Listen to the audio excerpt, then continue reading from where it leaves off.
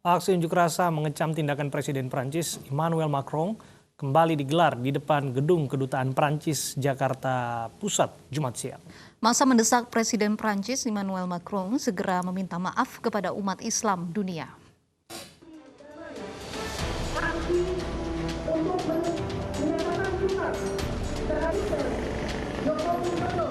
Massa umat Islam dari berbagai organisasi kembali mendatangi Kedutaan Besar Prancis untuk berunjuk rasa mengecam pernyataan Presiden Prancis yang diduga telah menghina Nabi Muhammad dan menistakan agama Islam. Massa menggelar aksi dengan membawa sejumlah spanduk berisi kecaman terhadap Presiden Prancis Emmanuel Macron dan mendesak Presiden Prancis segera menyatakan permintaan maaf kepada umat Islam di dunia. Memboikot produk-produk Prancis yang ada di negara kita. Pemerintah harus berani meninjau ulang hubungan diplomatik dengan Prancis. Karena apa? Karena pemimpinnya telah menghina Rasulullah, telah menghina agama ini, telah menghina Islam. Kalau misalnya ada umat Islam atau oknum Islam yang bersalah, selesaikan secara hukum. Ratusan personel kepolisian diterjunkan untuk mengamankan jalannya aksi unjuk rasa. Akibat aksi massa, jalan di depan gedung Kedutaan Besar Prancis mengalami kemacetan. Dari Jakarta, Ardi, iNews melaporkan. Produk-produk dari Prancis.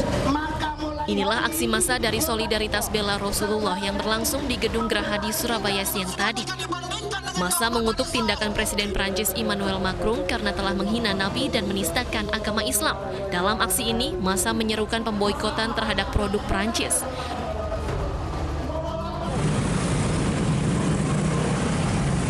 Aksi bela Nabi juga terjadi di Makassar, Sulawesi Selatan. Sebelum melancarkan aksinya, ratusan pengendara motor yang tergabung dalam forum umat ini konvoi berkeliling kota dan menuju kantor Gubernur Sulawesi Selatan. Dalam orasinya, massa berharap bisa menemui Gubernur Sulawesi Selatan dan meminta semua produk Prancis diboikot dari peredaran.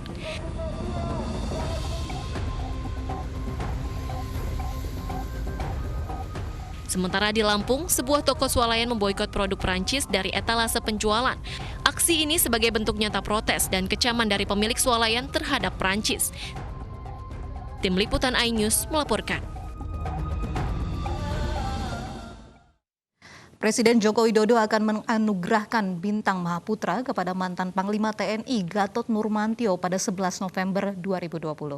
Bintang jasa tersebut diberikan sebagai penghormatan atas pengabdian Gatot kepada negara.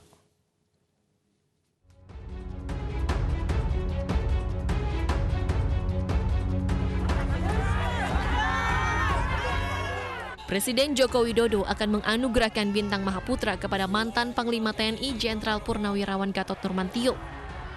Penganugerahan Bintang Mahaputra itu rencananya akan dilaksanakan pada 11 November 2020 atau sehari setelah peringatan Hari Pahlawan.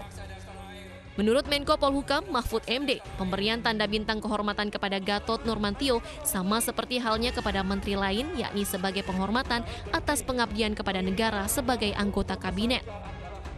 Selain Gatot Nurmantio, Mahfud MD menyebut ada setidaknya 30 orang mantan pembantu presiden yang belum mendapatkan Bintang Mahaputra. Anggota kabinet Pak Jokowi kan seharusnya Agustus kemarin sudah diberi, tapi karena terlalu banyak waktu itu, ada yang dari berbagai lembaga, ada tenaga medis, lalu ditunda. Nah ditundanya memang waktu itu dijanjikan bulan November, karena tidak boleh lewat dari bulan Desember, gitu. Kita ambil November. Jadi tidak ada yang ini nih, rutin aja, bahwa ada macam-macam penilaian yang biasalah kalau nanti Gatot Nurmantio tidak diberi bintang, orang curiga, ya kan, kok tidak diberi karena kritis. Kalau diberi lalu ada yang bilang wah ini mau membungkam. Tidak ada urusan bungkam membungkam, tidak ada urusan diskriminasi, ini haknya dia untuk dapat itu. Sebelumnya Presiden Joko Widodo juga menganugerahkan Bintang Mahaputra Nararya kepada dua politikus yang dikenal lantang menyuarakan kritik ke pemerintah, yakni Fahri Hamzah dan Fadly Zon. Penghargaan ini diberikan ke Fadly dan Fahri karena dianggap berjasa selama memimpin DPR RI periode 2014 hingga 2019. Tim Liputan iNews melaporkan. Ada apa di balik rencana pemberian bintang Mahaputra kepada mantan Panglima TNI Jenderal Purnawirawan Gatot Nurmantio? Kami akan membahasnya bersama dengan Ketua Komite Eksekutif Koalisi Aksi Menyelamatkan Indonesia atau KAMI Ahmad Yani, anggota Komisi 1 DPR RI Muhammad Farhan, dan pengamat politik Adi Prayitno. Assalamualaikum, selamat sore Bapak-Bapak. Selamat sore. Saya ke Bang Yani terlebih dahulu. Selamat sore. Bang Yani, soal pemberian bintang Mahaputra, tentu saja ini adalah hak yang akan diterima oleh Pak Gatot Nurmantio atas dedikasinya 36 tahun berdinas di TNI Angkatan Darat. Namun soal momentumnya, apa catatan Anda? Yang pertama tentunya kami sudah berkomunikasi dan berdiskusi tentu dengan Pak GN, dengan presidium kami lain dan kawan-kawan komite yang lain. Juga tentang ada rencana dari pemerintahan Jokowi ini akan memberikan penghargaan bintang Mahaputra. Akan tetapi sampai saat ini, tadi sore saya berkomunikasi dengan Pak GN bahwa sampai sore tadi bahwa belum ada pemberitahuan yang resmi atau pemberitahuan yang resmi menunjukkan SK, kalau sudah ada SK keputusannya itu yang disampaikan atau juga undangan. Jadi ya kita menganggap itu hal yang biasa saja sampai saat ini, tidak ada persoalan ya kan, karena juga kita belum tahu secara resmi. Kita hal-hal yang menurut kita kayak kalau nanti sudah ada resmi nanti kita akan bicarakan. Oke, kalau ini dibaca dengan momentum yang berdekatan dengan serangkaian pembubaran deklarasi KAMI yang dimana dihadiri oleh Pak Gatot Nurmantio dalam beberapa waktu belakangan. Kemudian ini plot twist, beliau dapat penghargaan.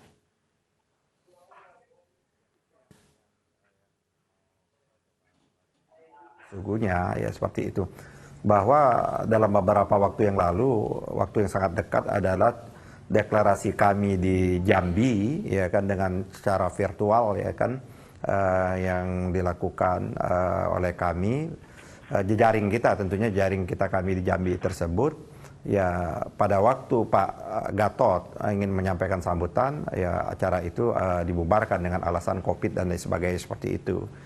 Dan padahal bahwa acaranya dilakukan virtual dan memang ada offline itu dengan sangat terbatas sekali jumlahnya dan itu mengikuti protokol COVID seperti itu. Tapi nggak ada masalah bagi kami, ya kan, dibubarkan, ya nggak ada masalah. Yang penting bahwa keinginan dari daerah-daerah yang melakukan ingin deklarasi yang begitu luar biasa responnya, baik yang ada di negeri kita maupun yang ada di luar negeri juga tetap saja merespon. Jadi aktivitas kami tidak berkurang sedikit pun, walaupun beberapa aktivis kami atau beberapa tokoh kami yang sekarang ini disangkakan ke pasal-pasal tertentu itu yang menurut kami ya nanti ya kita akan persoalkan pasal-pasal itu juga seperti itu. Baik, saya ke Mas Farhan. Mas Farhan, ini banyak yang menilai bahwa langkah ini sebagai langkah politis, pemberian penghargaan ini cara begitu pemerintah untuk berdamai dengan koalisi Aksi Menyelamatkan Indonesia yang kita tahu cukup kritis terhadap pemerintah. Saya rasa ini memang sebuah langkah politis, tapi dalam kerangka politik kebangsaan, bahwa dalam sebuah lingkungan atau sebuah atmosfer demokrasi di Indonesia ini, bahwa perbedaan pendapat atau berbeda kubu politik dengan penguasa bukan berarti kemudian tidak diberikan hak dan penghargaan. Dan saya kira hak dan penghargaan yang diberikan kepada Pak Gatot Nurmantio ini adalah dengan apa yang telah beliau sumbangsikan kepada bangsa dan negara, terutama pada saat beliau mulai dari Panglima Brawijaya, Kodislat, Pangkostrat, KSAD, sampai menjadi Panglima TNI. Hal yang wajar dan menurut kita ini merupakan bagian dari bagaimana kita bisa memberikan edukasi politik yang sangat matang dan sangat baik kepada masyarakat tentang bagaimana perbedaan politik harus dipisahkan dari pemberian penghargaan dari sektor negara. Baik, saya ke Mas Adi Prayitno. Mas Adi, apakah Anda juga melihat bahwa ini cara begitu pemberian penghargaan ini sebagai cara untuk membungkam begitu kelompok-kelompok yang kritis? Saya kira agak sulit ya. Pertama, penghargaan bintang Mahaputra ini kan bukan hanya diberikan kepada Pak Gatot dalam konteks sebagai mantan Panglima TNI, tapi hampir diberikan kepada semua mantan Panglima yang dianggap memiliki kontribusi terhadap kehidupan berbangsa dan bernegara. Beda ceritanya kalau penghargaan ini hanya diberikan kepada Pak Gatot ya, satu-satunya orang yang diberikan penghargaan. Tapi memang agak sedikit menariknya itu karena ini sudah menyangkut soal komunikasi politik pemerintah. Kenapa soal pemberian bintang penghargaan ini dibocorkan melalui Twitternya Pak Mahfud misalnya. Kalau kita sih melihatnya dari jauh nih seakan-akan ingin memancing reaksi pasar, ingin memancing reaksi publik terhadap penghargaan yang akan diberikan kepada Pak Gatot. Ini mirip hampir sama seperti yang dilakukan Pak Mahfud ketika ingin memberikan bintang penghargaan serupa kepada Fadlizon dan Fahri Hamzah. Ngelihat reaksi pasar dan seterusnya. Kecenderungan penilaian publik terhadap apapun. Kalau saya sih melihatnya ini agak susah sebenarnya untuk dikaitkan untuk membungkam kritisisme Pak Gatot. Nanti kan tinggal ujinya apa. Berbicara soal politik tadi ini kan tidak lepas dari timing dan intensi. Niat dibalik ini apa sesungguhnya yang Anda baca? Ya sederhana sebenarnya. Kalau saya sih melihat ada kecenderungan di periode kedua pemerintahan saat ini, politiknya itu zero enemy, ingin menghilangkan jarak psikologis dengan kelompok-kelompok yang dianggap memang berjarak ataupun berbeda secara politik, secara diametral. Kenapa saya ngomong soal zero enemy? Ada satu legacy sebenarnya yang ingin ditinggalkan oleh pemerintah rezim saat ini bahwa dengan kelompok oposisi, dengan kelompok-kelompok yang selama ini anti terhadap pemerintah itu baik-baik saja hubungannya. Tapi tentu penghargaan ini diberikan sesuai dengan koridor dan prosedur-prosedur yang sesuai dengan ketentuan. Kita cek misalnya kurang kritis gimana Fahri Hamzah dan Fadlizon. Tapi karena dua orang ini dianggap memenuhi unsur penghargaan, pemerintah memberikan itu. Justru menurut saya akan blunder pemerintah kalau tidak memberikan penghargaan kepada tokoh-tokoh kritis yang selama ini juga berkontribusi terhadap berbangsa dan bernegara. Terlepas dari penghargaan ini, Mas Abraham, bagi saya adalah sikap kritisisme Pak Gatot, Fadlizon, dan Fahri Hamzah kan sebenarnya ditunggu oleh publik.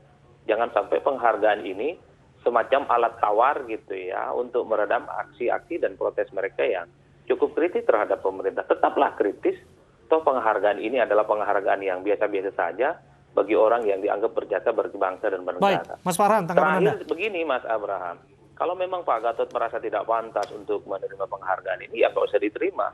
Sekalipun sudah dinilai memberikan kontribusi terhadap negara, misalnya ya. Oke, silakan Mas Farhan. Saya nih. Iya. Ya oke. Jadi sekali lagi saya tekankan ini adalah salah satu bentuk edukasi politik kepada masyarakat yang sangat baik. Bagaimana sebetulnya ketika berbeda paham politik dengan pemerintah, maka bukan berarti jasa-jasanya dilupakan. Penghargaan ini adalah penghargaan yang luar biasa. Penghargaan yang hanya bisa diberikan kepada mereka yang memang betul punya nilai perjuangan, nilai-nilai pengabdian yang dahsyat sekali. Penghargaan ini tidak bisa kita anggap sebagai ya proses biasalah. Oke. Enggak sih, saya lihat ini. Kalau ada pendapat yang menyebutkan bahwa ini ada pembungkaman dan lain sebagainya. Bentuk kritisi dari Pak Gatot ya nggak ada hubungannya sih saya lihat.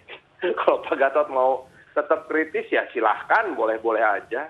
Kita sejarah ketika petisi 50 keluar di masa Orde Baru, tidak hanya mereka dicabut penghargaannya, bahkan hak-hak sipilnya saja dicabut. Dan buat saya ini adalah sebuah tahapan pendewasaan demokrasi yang sangat baik untuk Indonesia.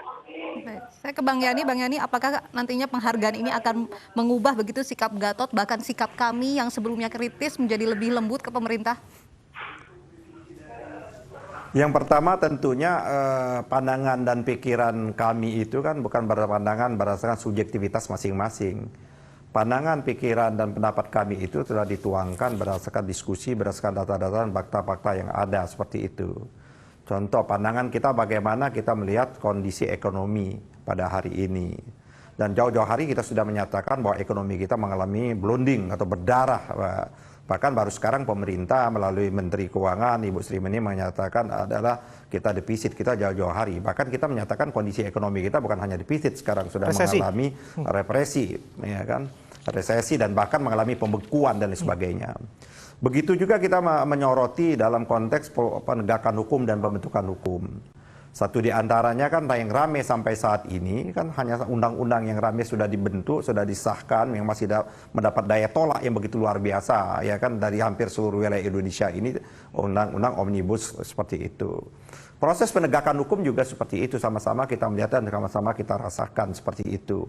Ada rasa bahwa hukum itu adalah tidak berpihak bagi kelompok-kelompok yang kritis, bagi kelompok-kelompok yang menyuarakan hal-hal yang berbeda dengan pemerintah. Padahal ini adalah injeksi yang cukup bagus bagi pemerintah itu sendiri. Nah, oleh karenanya kalau memang ini diikuti dengan hal-hal yang memberikan seperti ini, mari kita membuka ini dalam bentuk dialog. Apalagi tadi dikemukakan oleh Farhan cukup bagus sekali dalam periode kedua ini, kan Pak Jokowi kan tidak ingin lagi running kepada periode ketiga, memberikan legacy, memberikan dialog. Coba pandangan-pandangan kami, kalau memang ada pandangan-pandangan kami, pendapat-pendapat kami yang dianggap tidak tepat, mari kita berdialog dan sebagainya. Yang kita tidak inginkan itu kan mengkriminalisasi perasaan, gagasan, dan pikiran. Kalau itu terjadi, kita mundur betul ke beberapa abad yang ada. Seperti reformasi kan ingin mengembalikan hak yang paling prinsip bagi warga negara atau bagi rakyat itu ada menyatakan pikiran dan pendapatnya. Menyatakan pikiran dan pendapatnya itu tidak bisa dikriminalisasi sedemikian rupa seperti itu. Jadi kriminalisasi rasa dan pikiran itu betul-betul ada menurut Anda? Ya, kita alami dan tidak hanya kami itu yang dirasakan seperti itu, ya kan. Nah, oleh karena itu tidak bisa dikaitkan dengan pandangan pikiran kami dengan ada yang namanya tindakan-tindakan vandalisme atau tindakan-tindakan pembakaran. Itu di lain sisi kami juga tidak setuju bahwa kita tidak pernah mempersoalkan individu atau sikap orang atau personal. Yang kita persoalkan adalah polisi kebijakan negara. Polisi kebijakan negara itu kan yang paling puncaknya ada polisi kebijakan presiden dan kementerian dan lain sebagainya seperti itu. Saya ke Mas Farhan. Mas Farhan, jika dianggap tadi bahwa apa yang diberikan kepada Pak Gatot ini tidak akan bisa menyembunyikan dugaan ataupun anggapan tadi pemberangusan kemerdekaan berpendapat dan lain sebagainya, menurut Anda? Malah saya akan kecewa kalau Pak Gatot bersama Bang Ahmad Yani akan menjadi lembek terhadap pemerintah apabila karena ada penghargaan ini. Harusnya malah ini menjadi insentif kepada kelompok kami untuk bisa mencari lagi sudut pandang yang lebih kritis dan mencari cara untuk bisa menjadi kelompok penekan yang bisa memberikan alternatif penyelesaian masalah bangsa ini. Karena apa? Karena dengan demikian kan kredibilitasnya menjadi tinggi. Itu apa yang disampaikan oleh Pak Gatot Nurmantio dalam berbagai macam kritiknya. Saya sangat secara pribadi, saya sangat bangga bahwa kita bisa hidup dalam atmosfer demokrasi yang begini dewasa. Baik, saya ke Mas Adi. Mas Adi, kalau melihat sosok begitu Gatot Nurmantio, apakah menurut Anda jika nantinya penghargaan ini diterima akan mengubah begitu sikapnya terhadap pemerintah atau akan tetap berjalan dengan kritis dengan koalisi aksi menyelamatkan Indonesia? Ya, pertama Uci yang ingin saya sampaikan sepertinya kalau melihat dari statementnya Pak Ahmad Yani ataupun Pak Gatot di media yang tidak terlampau merespon soal isu pemberian penghargaan ini, sepertinya tidak terlampau happy juga itu mau menerima penghargaan dari negara, dari pemerintah gitu ya. Karena tidak ada respon yang wow gitu, yang wah, ada persiapan khusus untuk menerima penghargaan yang saya kira tidak semua orang bisa menerima ini. Dalam konteks itulah kemudian publik menduga-duga. Jangan-jangan memang penghargaan yang diberikan oleh pemerintah ini dalam tanda kutip tawar gitu ya. Alat bergen politik supaya sikap-sikap dan manuver politik kami, Pak Gatot dan yang lainnya itu agak sedikit bisa dikurangi. Kan begitu. Coba misalnya kita dengar statementnya Pak Ahmad Yani dari tadi. Kurang terlampau bahagia sepertinya. Pak Gatot juga ketika ditanya bahagia tidak mau berkomentar karena tidak ada pemberitahuan resmi. Biasanya kalau orang mendapatkan penghargaan dari negara, mau diinformasikan secara resmi atau tidak, dia biasanya surprise. Dia agak sedikit bahagia, euforianya sudah dipersiapkan. Kalau ini beda ceritanya gitu ya. Nah, jadi ini yang kemudian harus saya katakan, sorry to say, bahwa kalau publik melihat dari jauh, memang ada kecenderungan dengan penghargaan semacam ini. Ada semacam kendala psikologis yang kemudian sang penerima ini bisa mengurangi resistensinya terhadap pemerintah. Bisa mengurangi tekanan-tekanan politiknya terhadap pemerintah. Pertama misalnya harus kita lihat, setelah mendapatkan penghargaan Fadlizon ataupun Fahri Hamzah, tidak ada tuh suara-suara keras ataupun statement-statement nyinyir yang kemudian kita bisa lihat tiap hari di Twitter mereka. Apalagi misalnya dalam banyak hal, ternyata partainya Fahri, Gelora itu mendukung sejumlah calon yang kemudian didukung oleh Istana misalnya, seperti Mas Gibran dan lain-lain. Fadlizon juga seringkali tidak pernah memberikan pernyataan-pernyataan pedas seperti yang sering kita dengar. Baik, ini yang kemudian harus dibuktikan oleh Pak Gatot dan Pak Yani, bahwa dengan penghargaan semacam ini tidak menurunkan tensi kritisismenya terhadap pemerintah. Kritik-kritik saja, yang penting tidak hoax, tidak fitnah, dan tidak memprovokasi dalam koridor demokrasi tentu saja. Bang Yani mungkin sudah komunikasi sama Pak Gatot terkait dengan penghargaan ini, apakah akan diterima atau tidak? Pak Gatot menerima penghargaan ini bukan hal yang pertama. Beliau sudah menerima penghargaan, bintang penghargaan itu sudah 4 bintang penghargaan, ya kan. Ya, tapi memang sebagai warga negara, ya sebagai yang dikemukakan oleh Mas Adi tadi, ya kalau memang negara memberikan, ya seperti itu nanti akan direspon dan sebagainya. Dan ini tidak juga akan mengurangi sebagaimana kita kemukakan. Apa yang kita kemukakan di dalam maklumat maupun tuntutan kami itu kan hal-hal yang sudah kita diskusikan panjang, sudah kita pikirkan dengan data-data dan nilai argumentasi yang begitu kuat. Nah, kita ingin sesungguhnya berdialog. Contoh penanganan COVID. Sekarang ini kita menganggap bahwa dari sejak awal kita penanganan COVID ini kita menganggap pemerintah kurang serius, ya kan, bahkan bercanda ada pada fase-fase awal. Kita ingin bahwa penanganan COVID ini yang cukup serius seperti itu. Nah, kita dari awal mendukung ada lockdown dan lain sebagainya. Tapi kan pemerintah tidak mengambil langkah lockdown. Perintah mengambil langkah yang namanya PSBB. Kenapa? Kalau mengambil langkah lockdown ada kewajiban pemerintah untuk memberikan makan minum tidak hanya kepada manusia, kepada hewan ternak dan lain sebagainya. Anggaran yang cukup luar biasa. Ya kita seharusnya dengan anggaran COVID yang begitu luar biasa, sesungguhnya rakyat bisa mendapatkan tes swab dan lain sebagainya gratis dan lain sebagainya seperti itu. Ya. Nah, yang kesempatan ini kita akan berdiskusi soal COVID, penanganan dan lain sebagainya. Karena waktu kita terbatas, saya terakhir ke Mas Farhan. Silakan Mas. Bukan, saya hanya memberikan contoh. Saya hanya memberikan contoh tadi bahwa apa yang dikemukakan.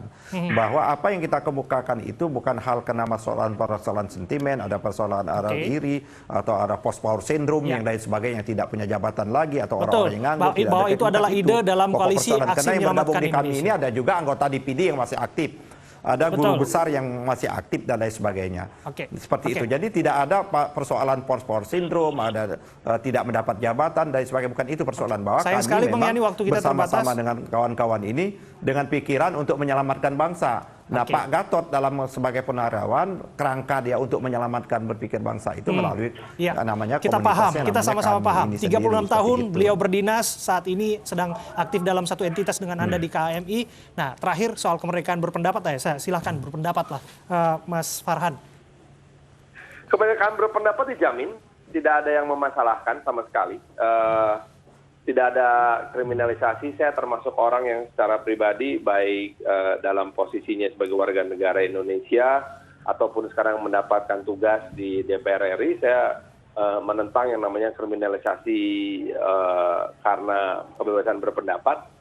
Dan saya kira apa yang disuarakan oleh kami adalah hak dari para intelektual dan juga para tokoh bangsa yang luar biasa. Apakah memang benar atau salah? Saya kira tidak ada yang salah, tetapi tentu bagaimana nanti ini bisa membentuk persepsi publik, mana yang nanti akan memenangkan hati masyarakat, ya kita serahkan kembali kepada masyarakat, karena bagaimanapun juga di akhir hari nanti, maksud saya di akhir semua perdebatan ini adalah mana yang betul-betul memberikan manfaat terbesar untuk masyarakat dan diterima dengan baik oleh masyarakat. Itulah yang disebut dengan demokrasi yang disertai dengan keseimbangan atau equilibrium kekuasaan. Terima kasih Mas Farhan, terima kasih Bang Yani, terima kasih juga Mas Adi Prayitno sudah berbincang bersama kami. Terdakwa surat palsu kasus Joko Chandra Anita Kolopaking tidak menghadiri sidang karena terkonfirmasi COVID-19. Informasi selengkapnya usai jeda berikut ini.